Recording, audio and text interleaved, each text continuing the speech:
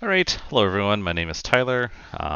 Like everyone on here, I use xLights, and yeah, I like sequencing stuff. So, um, I guess something that might be different about me from others is I'm kind of lazy. When I sequence a song, I'll often get repetitive elements that I want to repeat at different parts of the at different times.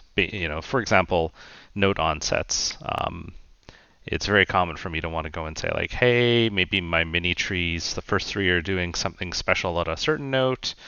The next three are doing something special at another note, etc. The VU meter is kind of cool with that. So you can go and trigger it on, timing event marks, and that's really nice.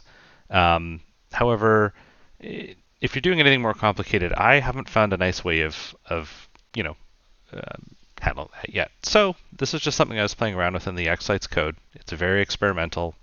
Doesn't work amazingly well yet, but I just figured I'd put this out there and see what people thought.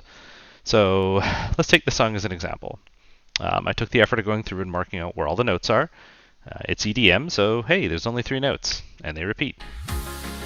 So you can say D, A, E. And you saw those amazing effects that I defined for D, A, and E.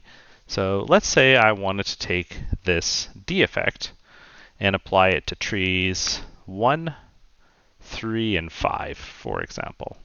I hope this works out. So I added a new option here, which is paste effects at timing marks. So I can go here and say, yeah, throw this on all the Ds. Shoot. I actually should have copied the effect that I wanted to, not... Let's try this again. That always happens when you're demoing things, right? All right, there we go. So now we see all the Ds. And what did I say? I think we were going to do this on tree 3 as well, so let's do that. You'll notice I'm being very intentional and clicking an effect and removing the highlight. That's just because there's a bug in my hacky code here. I'm not quite used to how everything works in xLights yet, so still learning. So let's choose the A and choose something. Let's put this on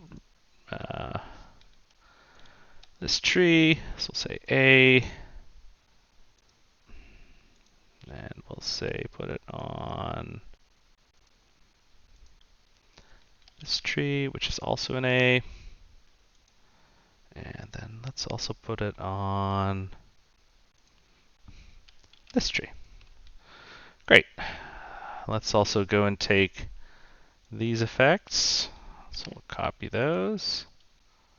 And let's put them, well, that sure worked out amazingly on all the E's. So let's say E.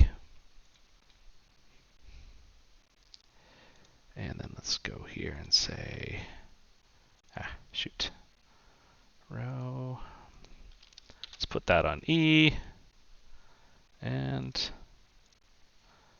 once again, let's do that on timing effect mark E.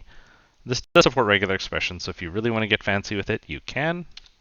So if I zoom out my sequence, now you'll notice that those effects have been copied and pasted and repeated on all the timing event marks that I mentioned. So now if I play this, you can see that it kind of triggers. This is amazing. It's production ready sequence, right? So I think this kind of suffices to illustrate what I was. This kind of suffices to illustrate what I was trying to get at here. I was just looking for a shortcut to try and, apply the same effect to different timing event marks. Maybe I'm missing something and there's an easier way to do this, and I've just wasted an hour of coding. But hey, maybe I've not. Be curious to hear what other people think of this.